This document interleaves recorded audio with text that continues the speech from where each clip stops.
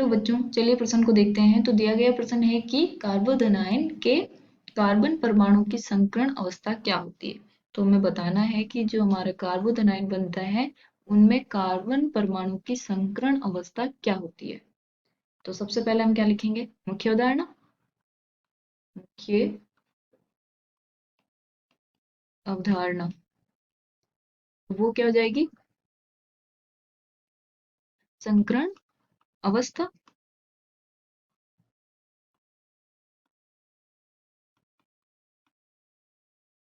किसी भी यौगिक के परमाणुओं की संकरण अवस्था कैसे निकाली जाती है वो हमें पता होना चाहिए कि जो संकरण अवस्था है उसमें पाई बंध भाग लेता है या नहीं लेता है, सिग्मा बंध लेता है, और कार्बोदनाइन का क्या होता है तो वो भी हमें पता होना चाहिए।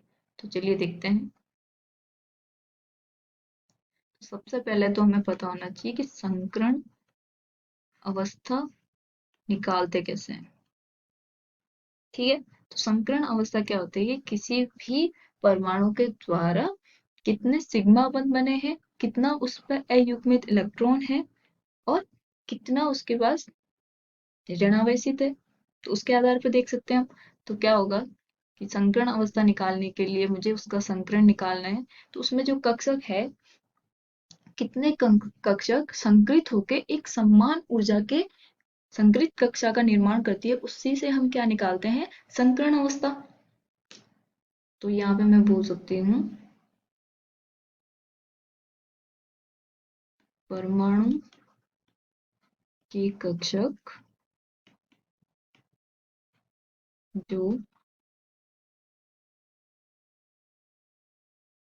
संकृत होकर समान ऊर्जा वाले कक्षक का निर्माण करते हैं,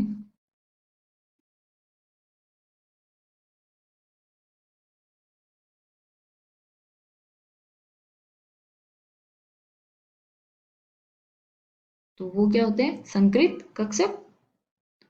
तो वो है, तो वह संकृत कक्षक कहलाते हैं। तो संकृत कक्षक की क्या होता है, उसी से हम क्या निकालते हैं, संकरण अवस्था। जैसे अगर संकृत कक्षक है हमारे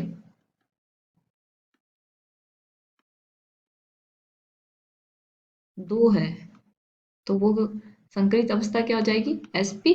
अगर 3 है तो वो हो जाएगी sp2। 4 है तो वो हो जाएगी sp3।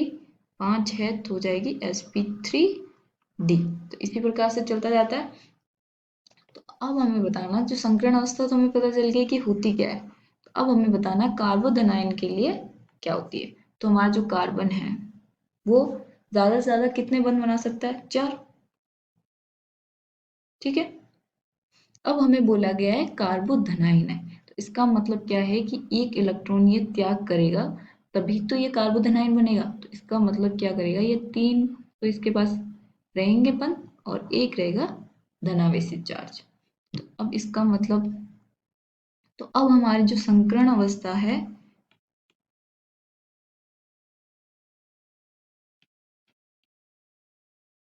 उसमें हम कैसे निकालते हैं, जो संकृत कक्षक होंगे, संकृत कक्षक, तो वो कौन कौन सा बंध बना सकते हैं, एक तो सिग्मा बंध, या फिर वो रख सकते हैं अयुग्मित इलेक्ट्रॉन। ठीक है, तो सिग्मा बंध यहाँ पे कितना बनाएगा, ये 3, और एक क्या है, धनावेशित। तो धनावेशित को हम अयुग्मित इलेक्ट्रॉन नहीं लेते हैं। अगर यहाँ पे ऋणावेशित हो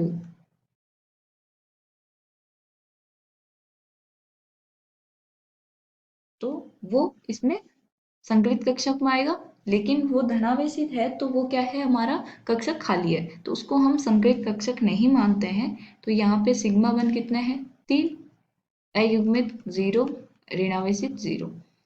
तो संकलित कक्षक कितने आ गए, 3। तो 3 के आधार पे क्या बनता है, sp2।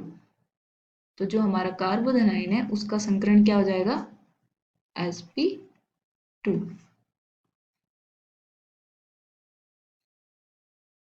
तो जो इसकी संरचना है वो कैसे बनती है?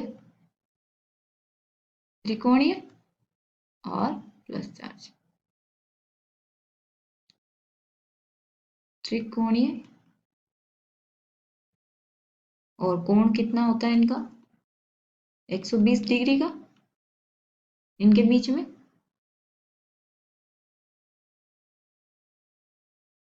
और संकरण क्या होगा? sp2। आशा करती हूँ आपको समझ में आया होगा। धन्यवाद।